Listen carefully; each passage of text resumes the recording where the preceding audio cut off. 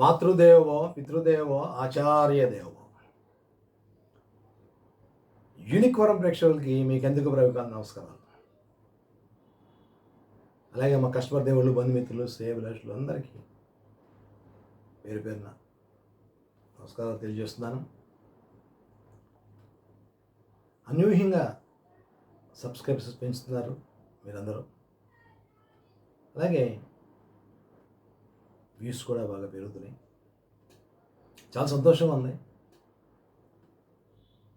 ఇవాళ మనం రేవతి నక్షత్రంతో మీ ముందుకు వచ్చాను. ఇది చిట్ట చివరి నక్షత్రం. 27 నక్షత్రాల్లో చిట్ట చివరి నక్షత్రం. అశ్విని లగాయతు రేవతితో అన్ని పాదాలు అయిపోతాడు. మీకు ఇప్పటిదాకా అశ్విని, భరణి, కృతిక, రోహిణి, మృగశిర, ఆరుద్ర, పునరోసు, పుష్యమి, ఆశ్లేష, మఖ, ఉబ్బ, ఉత్తర, హస్త, చిత్త, స్వాతి, విశాఖ, అనురాధ, జ్యేష్ఠ, మూల, పూర్వాషాఢ, ఉత్తరాషాఢ, శ్రవణం, ధనిష్ట, శతభిషం, పూర్వభాద్ర, ఉత్తరభాద్ర వరకు చెప్పడం జరిగింది. అంటే 26 నక్షత్రాలు చెప్పాను. ఇప్పుడు 27 నక్షత్రం రేవతి నక్షత్రం చెప్పుకుందాం. ఈ రేవతి నక్షత్రం బుధగ్రహ నక్షత్రం. బుధుడు అనగానే జ్ఞాన సంపన్నుడు, తెలితేటలు గలవాడు. జీవితాంతం ఈ బుధగ్రహ నక్షత్రంలో, ఈ రేవతి నక్షత్రంలో పుట్టిన వాళ్ళు ఎవరైనా సరే పచ్చరాయి పెట్టుకోవచ్చు అన్నమాట చెప్పడం జరుగుతుంది. ఇది ఈ రేవతి నక్షత్రం 4వ పాదంలో కనుక జన్మిస్తే కనుక దోషం. 1, 2, 3 పాదాలు శిశువు జన్మిస్తే ఈ రేవతి నక్షత్రానికి తప్పులేదు. 4వ పాదం అయితే దోషం. అదే 4వ పాదంలో శిశువు జన్మిస్తే, పుత్రుడు జన్మిస్తే తండ్రికే 3 నెలల పాటు దోషం అన్నమాట చెప్పడం జరిగింది.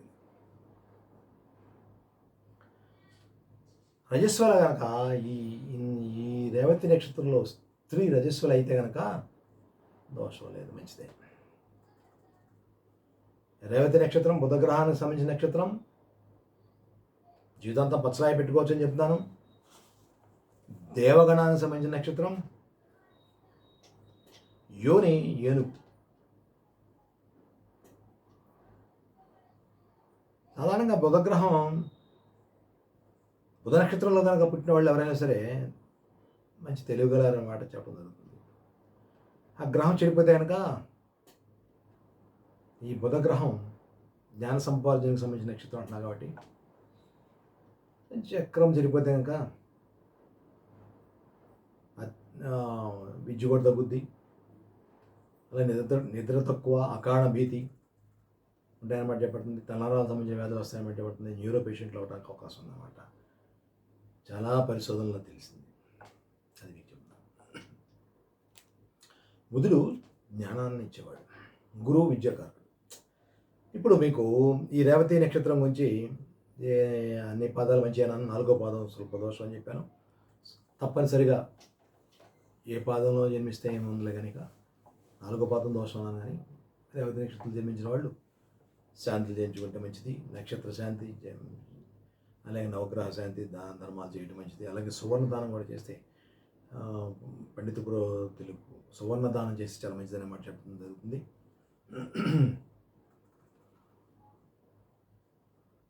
తప్పనిసరిగా రుద్రాభిషేకం, దానాలు కూడా చేయడం మంచిది. ఇక ఈ నక్షత్రంలో ఈ రేవతి నక్షత్రం కనుక జన్మించిన శిశువుకి ఏ పాదంలో ఏ పేరు పెట్టుకోవాలన్నమాట చెప్పుకుందాం. మొదటి పాదం అయితే దే, అంటే దేవయానిలో దే. 2వ పాదంలో పుట్టిన వ్యక్తులకి దో, అంటే దోబూచులాటలో దో, దే దో. 3వ పాదంలో కనుక శిశువు జన్మిస్తే చా, అంటే ఛాయాదేవిలో చా.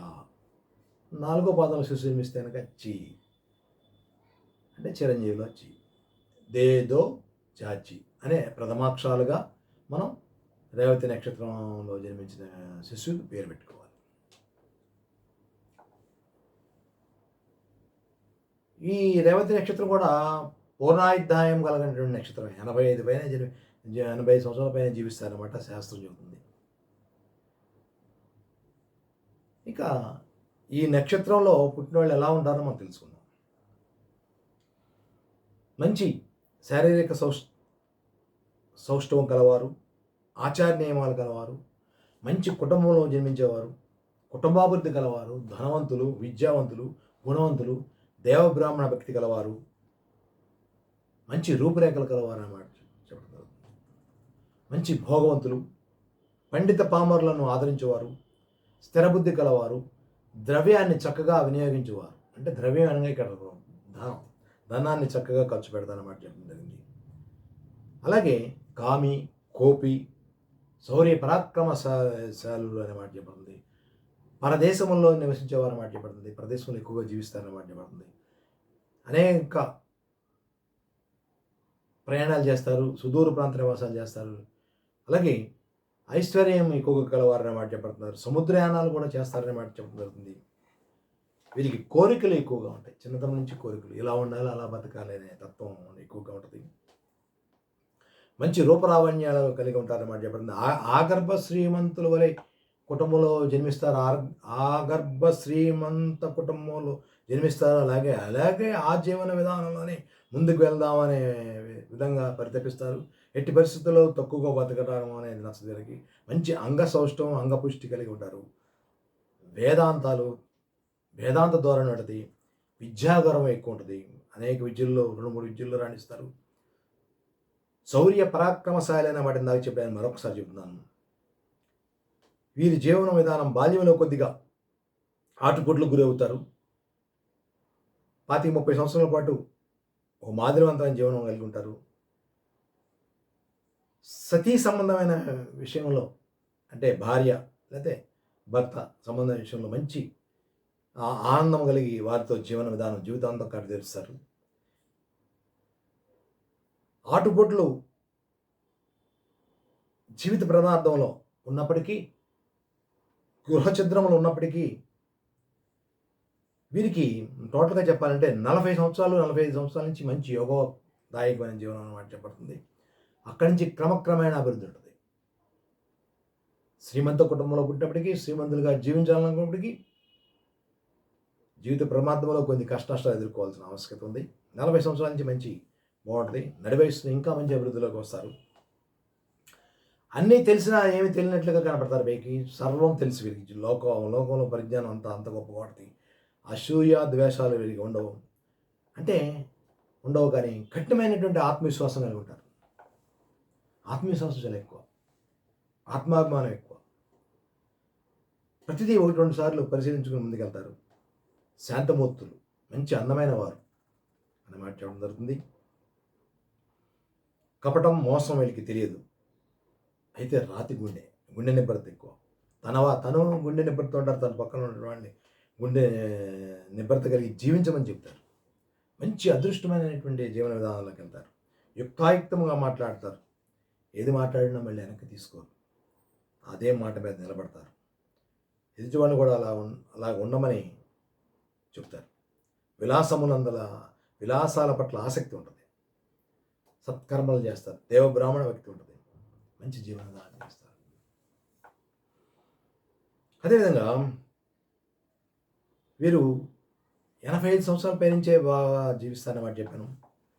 అలాగే వీరు ఆరోగ్య విషయంలో కూడా కొద్దిగా జాగ్రత్తగా ఉండాలి. రక్తదోషం, తలనరాలకు సంబంధించిన వ్యాధులు ఉంటాయి. అలాగే ఎత్తైన ప్రదేశాల్లో చాలా జాగ్రత్తగా ఉండాలన్నమాట చెప్పడం జరుగుతుంది. అలాగే విలాసాల పట్ల ఆసక్తి ఉంటుందన్నమాట చెప్పాను కదా.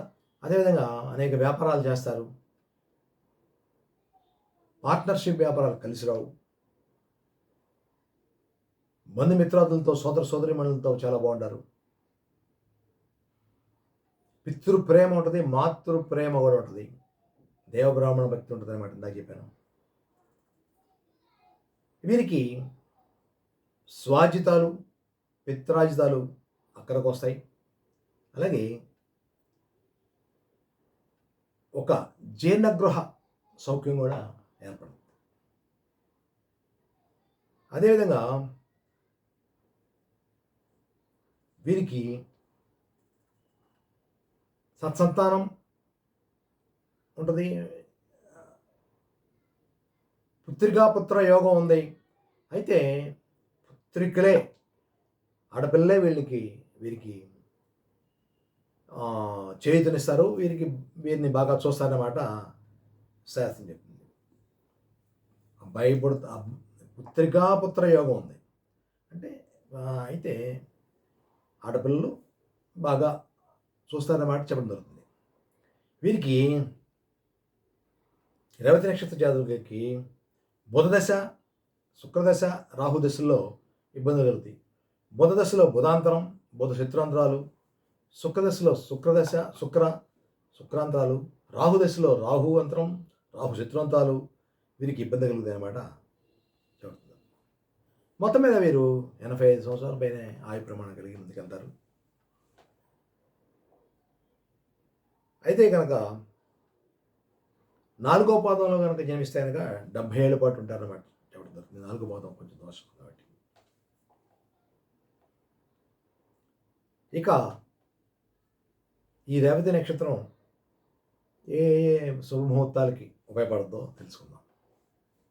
గృహారంభం, గృహప్రవేశం అంటే శంకుస్థాపన, గృహప్రవేశం, వివాహం, ఉపనయనం, దత్తత స్వీకారం, అలాగే బట్టల కొట్లు, బంగారం కొట్లు వ్యాపారాలు, రైస్ మిల్లు, సినిమా రంగ వ్యాపారాలకి చాలా తదితర వ్యాపారాలకి చాలా ఉపయోగపడుతుంది అన్నమాట చెప్పడం జరుగుతుంది. అలాగే ఈ రేవతి నక్షత్రంలో పుట్టిన వాళ్ళకి వివాహ విషయానికి వివాహ పొందనకి ఏ నక్షత్రాలు సరిపోతాయి తెలుసుకుందాం. అశ్విని నక్షత్రం, భరణి నక్షత్రం, మృగశిర నక్షత్రం, పునర్వసు నక్షత్రం, పుష్యమి నక్షత్రం, హస్త నక్షత్రం, అనురాధ నక్షత్రం, జ్యేష్ఠ నక్షత్రం, మూలా నక్షత్రం, అలాగే పూర్వాషాఢ నక్షత్రం, శ్రవణ నక్షత్రం, మరియు ఉత్తరాభాద్ర నక్షత్రాలు వీరికి వివాహ పొందడానికి సరిపోద్ది అన్నమాట చెప్తుంది.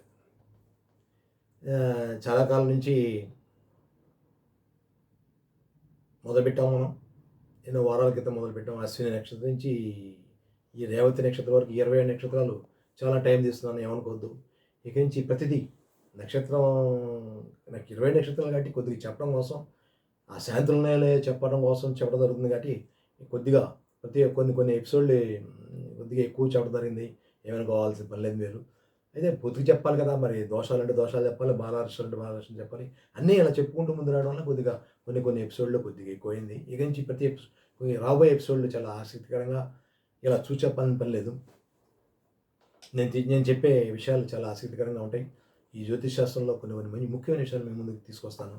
కొన్ని ఇవన్నీ చెప్పడం మీకు తెలియని వాళ్ళకి తెలియపరచడమే తప్ప వేరే విధంగా కాదు. ఇది వ్యాపార ధోరణులు చెప్పేది కాదు. అశ్విని నుంచి రేవతి వరకు 27 నక్షత్రాలు మీకు సంపూర్తిగా చెప్పడం జరిగింది.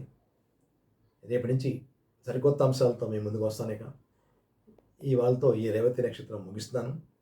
సరికొత్త అంశాలతో మేము ముందుకు వచ్చేంత వరకు మీకు నాకు మధ్య కొద్దిగా విరామం తీసుకుందాం. అప్పటి వరకు నమస్కారం.